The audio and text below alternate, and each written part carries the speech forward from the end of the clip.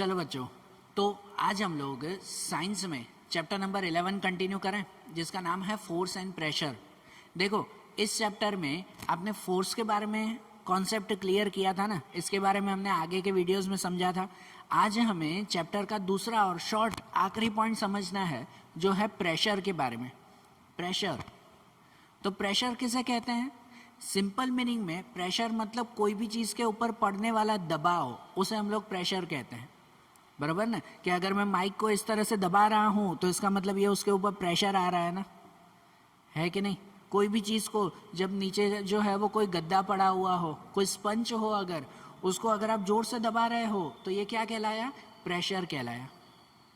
और आपको पता है ये प्रेशर है ना, ये प्रेशर भी फोर्स के ऊपर डिपेंडेंट है। प्रेशर भी किसके ऊपर डिपेंडेंट है? फोर्स के ऊपर। क्यों? तो वो प्रेशर की डेफिनेशन ही हमें बताती है। प्रेशर की डेफिनेशन है the force acting on a unit area of a surface is called pressure. The force acting on a unit area of surface, कोई भी सरफेस के ऊपर, कोई भी सरफेस के ऊपर कितने एरिया में कितना फोर्स लग रहा है वो उसका प्रेशर कहलाता है। अगर फार्मूला वाइज देखो ना, तो प्रेशर मतलब कहलाता है force divided by area, force upon area. तो प्रेशर किस पे डिपेंड होता है? एक फोर्स पे और दूसरे एरिया पे। फोर्स के बारे में तो हमने समझा है, एरिया के बारे में प्रेशर का कॉन्सेप्ट थोड़ा क्लियर करें। तो एरिया यहाँ पर फार्मूला वाइज है ना, एरिया डिनोमिनेटर में लिखा जाता है, अपॉन में लिखा जाता है। तो इसका मतलब ये कि जितना कोई भी सरफेस, कोई भी ऑब्जेक्ट के ऊपर जितना एरिया कम होगा ना, उतना प्रेशर ज़्यादा होगा। रूल समझना, जितना एरिया कम होगा उतना प्रेशर ज़्यादा होगा, और जितना एरिया ज़्यादा होगा उतना प्रेशर कम होगा। क्यों ऐसा? तो चलो एक दो एग्जाम्पल के थ्रू समझते हैं। आपको पता है नेल आती है ना, खिली, जैसे यहाँ दीवार में लगाते हैं, बराबर? ये नेल आती है कि नहीं? ये नेल के दो साइड होते हैं ना, एक साइड पॉइंटेड होता है, एक साइड पॉइंटेड एकदम तीखा होता है, और दूसरी साइड पे जो है वो थोड़ा एरिया ज़्यादा होता है ना, जिसके ऊपर आप लोग हैमर मारते हो। कभी इस नेल को उल्टा करके, जैसे नेल यहाँ पर लगी हुई होती है दीवार पे, उसको उल्टा करो कि जो पॉइंटेड है ना, वो पॉइंटेड वाला सामने रखो, और जो बड़ा पार्ट होता है ना उसको दीवार पे रखकर और फिर लगाने की कोशिश करो। वो जाएगा? नहीं जाएगा ना, बराबर? उसको जब सीधा करोगे आप, जो पॉइंटेड पार्ट है वो पॉइंटेड पार्ट दीवार पे रखोगे, और जो बड़ा वाला पार्ट है उसके ऊपर हथौड़ी मारोगे तो वो अंदर जाएगा कि नहीं? बराबर ना? ये जब आप उस पर फोर्स लगाते हो, हथौड़ी मारना मतलब फोर्स लगाना, तो वो फोर्स है ना इफेक्ट तब करता है जब एरिया छोटा हो। तो अगर वहाँ पे खिली का बड़ा एरिया अगर दीवार पे रखोगे और छोटे एरिया पे हथौड़ी मारोगे, फोर्स लगाओगे, तो वो इफेक्ट नहीं करेगा। बराबर? ये प्रेशर किस पे इफेक्ट करता है? एरिया के ऊपर डिपेंड होता है। एरिया छोटा तो प्रेशर ज़्यादा। घर पे जो है वो सब्जी काटते होगे ना, तो सब्जी काटने के लिए जो नाइफ आता है, मतलब जो चाकू आता है आपका, वो नाइफ में आपको ध्यान होगा कि एक साइड शार्प होती है और एक साइड ब्लंट होती है ना? एक साइड एकदम शार्प होती है, तीखी उस नाइफ में, और एक साइड ब्लंट होती है, बराबर? मतलब जो तीखी ना हो वैसी। तो कभी जो सब्जी काटते वक्त शार्प एरिया से न काट कर जो ब्लंट एरिया है, जो ब्लंट पार्ट है, उससे जो है वो सब्जी काटने की कोशिश करो। सब्जी कटेगी? नहीं कटेगी ना सब्जी, बराबर ना? क्यों ऐसा? क्योंकि ब्लंट एरिया में ना एरिया ज़्यादा होता है, वो थोड़ा सा क्या कह सकते हैं, चाकू का वो पार्ट थोड़ा सा जाड़ा होता है, उससे सब्जी नहीं कटेगी। जितना पतला चाकू होगा ना, उतनी अच्छी तरह से सब्जी कटेगी। तो वो जो प्रेशर देते हैं उसके ऊपर, वो प्रेशर कब लगेगा? जब एरिया कम होगा तो। नहीं तो अगर एरिया ज़्यादा हो तो कितना भी फोर्स लगाओ उस पर प्रेशर पड़ेगा नहीं, है कि नहीं? सही बात ना? पेन होगी ना, एक ये पेन, जैसे कि ये पेन में आपको ध्यान होगा कि पेन का ये एरिया अगर मैं हाथ पे लगाऊं, जोर से अगर इसको दबाऊं, कुछ इफेक्ट होगा इफेक्ट? नहीं होगा ना। लेकिन वही पेन का ये शार्प एरिया, जहाँ पे ये पॉइंट है, वो पॉइंट अगर हाथ पे रखकर मैं जोर से दबाऊं तो लगेगा ना हाथ पे, है कि नहीं? क्यों? क्योंकि ये भी एरिया पे डिपेंड है। पेन का ये पार्ट, इस पे एरिया बड़ा है, ये पार्ट बड़ा है ना, तो ये बड़ा पार्ट कितना भी हाथ पे दबाओ ज़्यादा असर होगा नहीं, नहीं होगा ना, प्रेशर ज़्यादा लगेगा नहीं। जोर से दबाना मतलब क्या, फोर्स देना, कितना भी फोर्स लगाओ प्रेशर ज़्यादा नहीं होगा। क्यों? क्योंकि उसका एरिया ज़्यादा है। वही अगर दूसरी साइड, ये जो पॉइंट साइड है, वो पॉइंट साइड यहाँ हाथ पे रखकर मैं जोर से दबाऊं तो लगेगा ना, सुई की तरह लगेगा, जोर से होगा कि नहीं? क्योंकि ये एरिया कम है। कितना पॉइंटेड है, जितना छोटा पॉइंट, जितना एरिया कम, उतना प्रेशर ज़्यादा लगेगा उस पर, है कि नहीं? इसी वजह से तो जब वो इंजेक्शन लगाते हैं ना, बराबर, यहाँ जो है वो छोटी सी निडल आती है, छोटी सी निडल आपके हाथ के ऊपर कोई बड़ी सी जो है वो, यही पेन समझो, वो पेन लगाने से इतना इफेक्ट नहीं होता है जितनी वो निडल होती है ना। वो निडल जरा सी लगाओ यहाँ पर तो जोर से चटका लगेगा, है कि नहीं? जरा सी वो निडल हाथ पे लगाई कि जोर से चटका लगेगा, आपको लगेगा ना ऐसा। क्यों? क्यों ऐसा? क्योंकि वो निडल है ना, उसका पॉइंट, उसका एरिया सबसे कम होता है कि नहीं? उसका एरिया सबसे कम होता है, तो एरिया कम होने की वजह से प्रेशर ज़्यादा लगता है उस पर।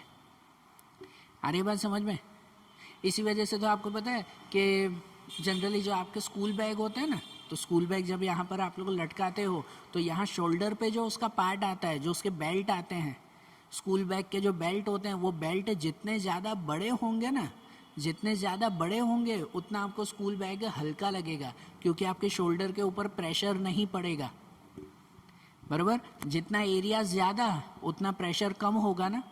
स्कूल बैग खरीदते वक्त हमेशा ऐसे ही स्कूल बैग खरीदते हैं कि भाई यहाँ पर शोल्डर का जो बेल्ट होता है, यहाँ जो बैग लगाते हो, वो बेल्ट जितना ज़्यादा बड़ा होगा उतना ज़्यादा अच्छा, क्योंकि बड़ा बेल्ट होगा ना तो प्रेशर कम लगेगा, बराबर। प्रेशर कम लगेगा तो भारी बैग भी होगा तो इतना ज़्यादा असर नहीं करेगा आपको। वहीं अगर ये बेल्ट अगर एकदम पतला लिया, आजकल वो आते हैं ना, वो डोरी वाले बेल्ट भी आते हैं, एकदम पतली सी डोरी होती है, वो पतली सी डोरी पहनकर फिर बहुत सारे बुक्स लटका कर फिर चलो, तो वो डोरी जितनी पतली होगी ना, जितना एरिया कम होगा ना, उतना आपके शोल्डर पे प्रेशर ज़्यादा पड़ेगा और आपको भारी लगेगा बैग, है कि नहीं? पता है वो जैसे कोई भी भारी वजन उठाते हैं, जितना भारी वजन उठाते हैं तो वजन उठाने के लिए क्या करते हैं पता है? अपने सर पर वो एरिया ज़्यादा बना देते हैं, एरिया क्या करते हैं, ज़्यादा बना देते हैं। अब जैसे वो पेटी आती है ना, आप लोगों ने देखा वो कूली जैसे होते हैं, वो पेटी उठाते हैं, बड़े से जो है वो ये सूटकेस वगैरह उठाते हैं, बराबर। तो वो सूटकेस, वो कूली कभी भी वो सूटकेस सीधा यहाँ पे रखता है? ऐसे सीधा खड़ा हुआ सूटकेस सर पे रख सकता है? स्टेशन पे आप लोगों ने कूली देखा होगा, या जो भी ऐसे वजन उठाते हैं वो देखे होंगे आपने, बराबर। तो जैसे सूटकेस सीधा अगर ज़मीन पे जैसे पड़ा हुआ व्हील, जैसे आप लोग को नहीं खींच के ले जाते हो उस पर, तो जो वो व्हील वाला पार्ट होता है, ज़मीन पे सूटकेस ऐसे पड़ा हुआ है, क्या कूली वही सूटकेस ऐसे रखता है? अपने सिर पर भी ऐसे ही सीधा रखेगा? नहीं रखेगा ना। वो सूटकेस कैसे रखता है पता है? टेढ़ा, टेढ़ा रखता है, फिर सिर पर वो उठाकर आराम से चल पाता है। क्यों ऐसा? ऐसा क्यों? क्योंकि जो ऐसे अगर सूटकेस रखे ना, तो ऐसे रखने पर एरिया कम हो जाता है, एरिया सिर पे कम हो जाता है और इसकी वजह से प्रेशर ज़्यादा लगता है, वज़न ज़्यादा लगता है। अगर सूटकेस ऐसे रखते हैं ना सिर पर जब टेढ़ा, तो वो एरिया ज़्यादा हो जाता है और इसकी वजह से इतना ज़्यादा प्रेशर लगता नहीं है। आ रही है बात समझ में? ठीक है ना। तो ये प्रेशर टोटली किस पे डिपेंड होता है? एरिया के ऊपर, और उसके बाद फोर्स के ऊपर डिपेंड होता है।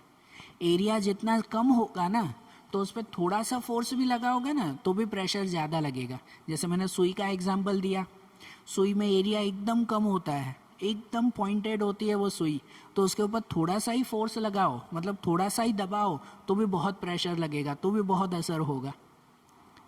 समझ आ रही है बात? तो प्रेशर के बारे में क्लियर हुआ ना। प्रेशर किस पे डिपेंड है? फोर्स एंड एरिया के ऊपर। एरिया के बारे में यही रूल है, अलग अलग एग्जाम्पल से यही रूल समझो, जितना एरिया ज़्यादा उतना प्रेशर कम, जितना एरिया कम उतना प्रेशर ज़्यादा, बराबर। अब दूसरा एक पॉइंट आता है कि क्या ये प्रेशर वो लिक्विड और गैसियस के ऊपर भी होता है? मतलब लिक्विड और गैसियस थिंग्स जो होते हैं, क्या वो भी प्रेशर देते हैं? Pressure exerted by liquids and gases. तो हाँ देते हैं, कोई भी ऑब्जेक्ट क्यों ना हो वो प्रेशर ज़रूर देता है, कि भले वो लिक्विड एंड गैसियस ऑब्जेक्ट हो ना, तो वो भी हर एक ऑब्जेक्ट के दूसरे ऑब्जेक्ट के ऊपर प्रेशर देते हैं, बराबर। एक दो एग्जांपल समझते हैं उसके, कि जैसे कि होली का टाइम आता है, तो होली के टाइम में आप लोग बलून फुलाते हो ना, है ना, पानी वाले बलून भरते हो आप लोग, है कि नहीं? तो जैसे उस बलून में जैसे ही आप पानी भरते हो, है ना, वो नल के नीचे या पिचकारी में डालकर उस बलून में पानी भरते हो ना, तो वो बलून, छोटा सा बलून भी पानी से भरते भरते भरते इतना बड़ा हो जाता है। क्यों? क्योंकि अंदर जब पानी जाता है ना, तो वो पानी उस बलून को प्रेशर देता है। क्या देता है? लिक्विड है और वो उस बलून को क्या देता है? प्रेशर। और इसकी वजह से वो बलून धीरे धीरे धीरे फूलने लगता है। तो मतलब वो लिक्विड भी प्रेशर देता है कि नहीं? और वो भी अगर वो बलून में ज़्यादा पानी डाल दो ना, ज़्यादा पानी अगर चला जाए, मतलब वो प्रेशर बहुत ज़्यादा हो जाएगा, फिर वो बलून सहन ही नहीं कर पाता, इतना प्रेशर हो जाए तो वो बलून क्या हो जाएगा? फट जाएगा ज़ोर से, है कि नहीं? ये सब नहीं देखा होगा आपने, बराबर, कि वो बलून में पानी भरते भरते अगर पानी ज़्यादा हो गया, मतलब कि प्रेशर ज़्यादा हो गया, तो वो बलून फट जाएगा ज़ोर से, है कि नहीं? मतलब लिक्विड वो प्रेशर देता है ना, बराबर, भले दिखाई नहीं देता लेकिन होता है प्रेशर। कभी वो भी आपने देखा होगा कि अगर सपोज़ कोई एक पानी की बॉटल है, बराबर, जो आप लोग वाटर बॉटल स्कूल में ले जाते हो, या कोई भी घर पे जैसे पानी की बॉटल रखी हुई होगी, वो पानी की बॉटल में जो है वो पूरा पानी भरा हुआ है, पूरा पानी उस बॉटल में भरा हुआ है। अब उस बॉटल में कहीं पर छोटा सा एक छेद हो जाए नीचे, पूरी बॉटल के आखिरी में, सपोज ये बॉटल है और उस बॉटल के आखिरी में कहीं एक छेद हो जाए, तो क्या होगा? अगर यहाँ पे अगर एक छोटा सा छेद हो जाए तो क्या होगा? यहाँ से ना एक फंवारे की तरह पानी निकलना शुरू हो जाएगा, बराबर। तो पानी को किसने बोला बाहर निकलने के लिए? ऐसा क्यों? क्योंकि पता है जो वाटर उस बॉटल के अंदर था ना, बॉटल के अंदर जो पानी था ना, वो पानी उस बॉटल को कंटिन्यूसली प्रेशर देता रहता है, वो बॉटल को कंटिन्यूसली प्रेशर देता रहता है, लेकिन वो बॉटल को तोड़ नहीं पाता, क्योंकि बॉटल मजबूत है, बलून की तरह हल्की नहीं है।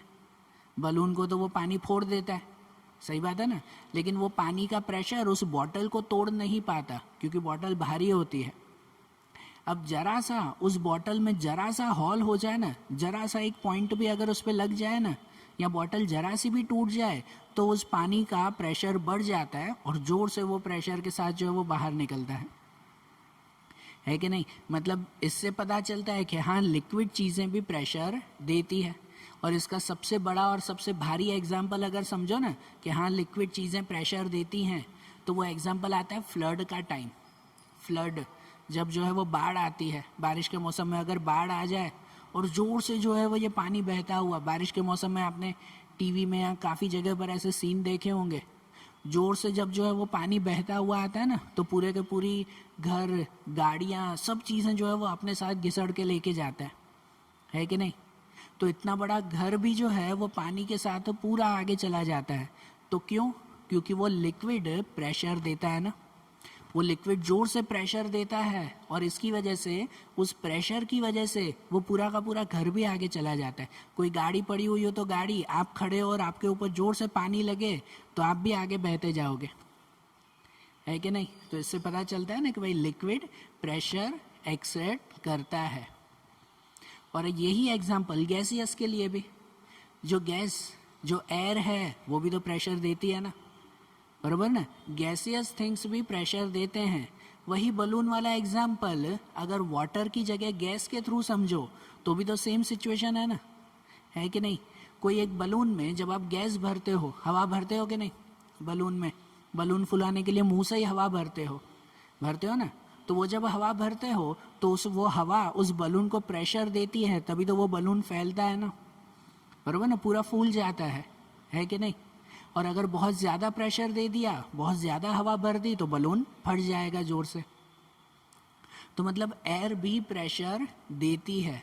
और इसका भी वही एग्जाम्पल कि गैसियस के लिए या हवा के लिए, एयर के लिए, कि जब ज़ोर से तूफान आता है, मैंने बाढ़ की बात की वो लिक्विड के लिए, लेकिन गैसियस के लिए अगर तूफान की बात करो कि जब ज़ोर से तूफान आता है, तो उस तूफान की वजह से बड़े घर, जो घर की छत होती है पता है, जो ऊपर छपरे वगैरह लगे हुए हो, कोई सामान पड़ा हुआ हो, सब हवा के साथ आगे चला जाता है। बराबर, मतलब ये हवा भी तो प्रेशर देती है ना, है कि नहीं? तो मतलब ये एयर भी, गैसियस भी और लिक्विड्स भी दोनों प्रेशर एक्सर्ट करते हैं। आ रही बात समझ में? और आखिरी एक पॉइंट आता है एटमॉस्फेरिक प्रेशर। तो अब ये एक चीज़ समझो, अब यहाँ पर एक चीज़ समझो यहाँ, कि अगर एयर प्रेशर देती है, ये कॉन्सेप्ट अब ध्यान से समझना है। आखिरी पॉइंट हमने यहाँ पर देखा कि हाँ भाई गैसियस प्रेशर देते हैं, मतलब कि हवा, ये एयर वो प्रेशर देती है, ये बात क्लियर ना? तो अगर ये एयर प्रेशर दे रही है तो हवा तो हमारे आसपास हर जगह पर है कि नहीं? है ना? अभी मैं यहाँ पे बात कर रहा हूँ तो भी आसपास हवा तो है ही ना, बिना हवा के कुछ चल रहा है क्या? नहीं ना, अभी भी हवा तो है ही, है कि नहीं?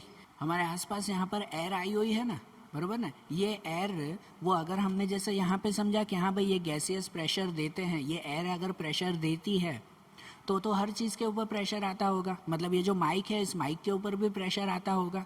तो अगर माइक के ऊपर हमारे आसपास यहाँ एयर है, वो अगर प्रेशर दे रही है तो ये माइक दब क्यों नहीं जाता? मैं एक छोटी सी उंगली से दबाऊँ तो भी ये दब जाता है। तो आसपास इतनी सारी एयर आई हुई है तो उसका प्रेशर क्यों नहीं लगता? या हमारे ऊपर भी प्रेशर क्यों नहीं लगता? ऐसे अगर कोई मुझे दबाए तो मेरा हाथ ऐसे हो जाएगा, है कि नहीं? कोई पीछे से आकर मुझे जोर से अगर प्रेशर दे तो मेरा हाथ ऐसे हो जाएगा ना, लगता है कि नहीं प्रेशर? तो आसपास इतनी सारी हवा आई हुई है तो वो एयर का प्रेशर क्यों नहीं लगता? तब मैं ऐसा क्यों नहीं हो जाता? हम तो नॉर्मल खड़े रहते हैं, एयर का प्रेशर महसूस ही नहीं होता। तो सबसे पहले पॉइंट तो ये कि क्या एयर का प्रेशर लगता भी है? हमारे आसपास जो हवा है क्या उसका प्रेशर लगता भी है? तो हाँ, लगता है। हमारे आसपास जो हवा है ना उसका भी प्रेशर लगता है, जिसे कहते हैं एटमॉस्फेरिक प्रेशर। हमारे आसपास जो भी एयर है, मैं यहाँ पे खड़ा हूँ, यहाँ आसपास एयर है ही ना, भले दिखती नहीं है लेकिन है तो सही ना, बराबर ना? तभी तो हम जिंदा रह पाते हैं। तो उसका भी प्रेशर हमारी बॉडी पे लगता है। और कितना लगता है पता है? एक न्यूमेरिक के हिसाब से अगर देखें ना, जस्ट एग्जाम्पल कि न्यूमेरिक के हिसाब से देखें ना, तो आपकी उंगली का ये ऊपर का पार्ट, ये उंगली पे एक छोटी सी लाइन बनी हुई होती है ना, तो इसके ऊपर का पार्ट मतलब 1 सेंटीमीटर जितना हिस्सा, इस 1 सेंटीमीटर जितने हिस्से पर भी हमारे एयर का 1 किलो जितना प्रेशर पड़ता है। कितना प्रेशर? 1 किलो जितना प्रेशर। मतलब ये जो एक उंगली है ना, ये इतना सा पार्ट है ऊपर का, खाली ये पार्ट 1 सेंटीमीटर जितना, इसके ऊपर कोई 1 किलोग्राम जितनी चीज़ रख दे, 1 किलो भारी चीज़ रख दे, तो कितना होगा? इतना प्रेशर वो हवा देती है, अभी भी दे रही है। सोचो ये छोटी सी 1 सेंटीमीटर जितने हिस्से पे 1 किलो, तो आपके पूरे शरीर के ऊपर कितने किलो का हवा का प्रेशर पड़ता होगा, है कि नहीं? कितना भारी प्रेशर पड़ता होगा आपके पूरे के पूरे शरीर पे। तो फिर भी क्यों हम लोग ऐसे नॉर्मल खड़े हैं, हवा का प्रेशर महसूस ही नहीं होता? क्यों पता है? क्योंकि हमारे अंदर भी जो बॉडी के अंदर, वहाँ पर भी एयर आई हुई है, हमारे अंदर भी तो हवा है ना, और हमारे अंदर का प्रेशर और ये बाहर का प्रेशर, ये दोनों प्रेशर इक्वल हैं, बराबर? हमारे अंदर का प्रेशर, बॉडी के अंदर का प्रेशर और बाहर का प्रेशर, वो दोनों इक्वल है। इसकी वजह से बाहर का प्रेशर हमें महसूस होता नहीं है। ऐसे ही नॉन लिविंग थिंग के अंदर जो इलेक्ट्रॉन्स, जो प्रोटॉन्स, अब आगे के स्टैंडर्ड्स में पढ़ोगे इनके बारे में, अंदर जो एटम्स आए हुए हैं, उन एटम्स का प्रेशर और बाहर एयर का प्रेशर, वो दोनों इक्वल हैं। इसकी वजह से जो है ये ऑब्जेक्ट वो प्रेशर से दब नहीं जाता। हवा का जब प्रेशर इसके ऊपर लग रहा है ना, तो ये दब नहीं जाता, वो नॉर्मली है। मैं जब उंगली से प्रेशर लगाता हूँ ना, तो ये एक्स्ट्रा प्रेशर हो गया। हवा का प्रेशर तो लग ही रहा है लेकिन ये एक्स्ट्रा प्रेशर हो गया, इसी वजह से दबता है। हवा के प्रेशर से ये चीज़ें दबती नहीं है, बराबर? अगर कोई भी चीज़ में से हवा निकाल दो ना, अगर इस ऑब्जेक्ट में से हवा निकाल दो ना, तो ये पूरा दब जाएगा। अगर हमारी बॉडी में से भी हवा निकाल दो ना, तो हम तो जिंदा रहेंगे ही नहीं, हम तो नहीं रहेंगे जिंदा। लेकिन जस्ट एग्जाम्पल कि अगर हमारी पूरी बॉडी में से पूरी हवा निकाल दो, जितनी भी हवा बॉडी में है, तो हमारी बॉडी ऐसे क्रश हो जाएगी, एकदम से क्रश हो जाएगी उसमें, बराबर? ये भी किसकी वजह से? प्रेशर की ना, एटमॉस्फेरिक प्रेशर की वजह से। हाँ, कभी एक एक एग्जाम्पल करके देखना कि हाँ भाई एटमॉस्फेयर का कितना ज़ोर से प्रेशर लगता है, ठीक है। एक एग्जाम्पल कभी घर पे ही ट्राई करना। आपकी कोई प्लास्टिक की क्या कहते हैं, पानी की बोतल होगी ना, प्लास्टिक की बोतल जब आपकी होगी पानी की, उसमें जो है वो गर्म पानी भरना। क्या भरना?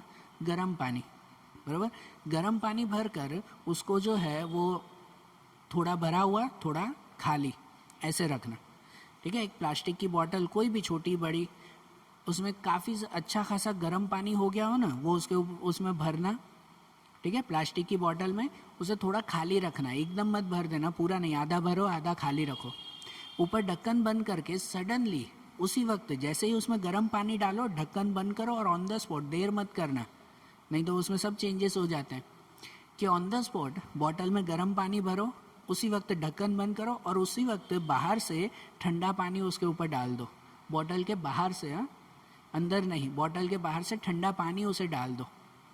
और तो क्या होगा पता है, सडनली वो बॉटल एकदम से क्रश हो जाएगी, क्योंकि ठंडे पानी का बाहर प्रेशर ज़्यादा हो जाएगा, ठंडे पानी के ऊपर एयर प्रेशर ज़्यादा हो जाएगा और इसकी वजह से, उस एटमॉस्फेरिक प्रेशर की वजह से वो बॉटल एकदम से क्रश हो जाएगी। ट्राई करना कभी, बराबर। या तो फिर आप लोगों को वो ध्यान होगा कि घर पे जो है क्या कहते हैं, थोड़ी साफ़ सफाई करने के लिए जो है वो एक शक्कर होगा आपके पास, घर पे होगा वो शक्कर, नहीं वो क्या कह सकते हैं कि आपके बाथरूम वगैरह जब ख़राब हो जाते हैं तो वो शक्कर का यूज़ करते हो आप लोग, ठीक है। वो ऑब्जेक्ट ऐसा होता है कि भाई कोई भी जगह पर अगर ज़ोर से उसे चिपका दो ना तो बस वो चिपक ही जाता है, फिर निकलता नहीं है। हाँ, क्यों ऐसा? क्योंकि उस शक्कर में जो है वो जब आप ज़ोर से उसे दबाते हो ना तो उसके अंदर की हवा, जब उसे ज़ोर से, ऐसा होता है शक्कर, जब उसे दबाया जाए तो इस तरह से हो जाता है, पूरा जो है वो चप्पट हो जाता है। क्यों? क्योंकि उसके अंदर की हवा जो है वो पूरी बाहर निकल जाती है। ऐसे जब शक्कर होता है गोल, बराबर, तो अंदर हवा होती है, लेकिन जैसे ही उसे ऊपर से दबाया तो वो इस तरह से हो जाएगा, है ना, चप्पट हो जाएगा, तो अंदर की पूरी हवा बाहर निकल जाएगी और वो उसी जगह पर चिपक जाएगा, वो वहीं पर ही चिपक जाएगा और वो निकलेगा ही नहीं जब तक आप जोर से उसे एटमॉस्फेरिक प्रेशर से ज़्यादा प्रेशर आप दोगे ना तो ही। क्योंकि जैसे ही वो ऑब्जेक्ट यहाँ पे चिपक गया ना, वो शक्कर अगर यहाँ पे चिपक गया, क्यों? क्योंकि आसपास एटमॉस्फेयर, आसपास हवा का प्रेशर उसके ऊपर लग गया और वो वहीं चिपक गया। अब हवा से ज़्यादा जब आप उसे प्रेशर दोगे ना तो वो निकलेगा, नहीं तो वहीं पे ही रहेगा। तो इन शॉर्ट ये तो जस्ट एक्सपेरिमेंट हुए अलग अलग। सिंपल सा समझो कि हाँ, एटमॉस्फेयर जो है ना, हमारे आसपास जो हवा है वो भी हर एक ऑब्जेक्ट के ऊपर प्रेशर देती है, इस पे, मुझ पे, आप पे, यहाँ जितनी भी चीज़ें हैं हर ऑब्जेक्ट के ऊपर प्रेशर आता है हवा का। लेकिन हमारे अंदर का प्रेशर और बाहर का प्रेशर वो इक्वल होता है, इसकी वजह से ज़्यादा इफेक्ट पड़ता नहीं है, हम लोग नॉर्मल ही रहते हैं फिर उसमें, बराबर। आई बात समझ में? पॉइंट्स क्लियर हुए ना? तो देखो आज जैसा हमने ये चैप्टर कंप्लीट किया ना फोर्स एंड प्रेशर के बारे में, अब ऐसे ही साइंस के दूसरे चैप्टर्स वो अब हम लोग अगले वीडियोस में देखेंगे। Okay, thank you.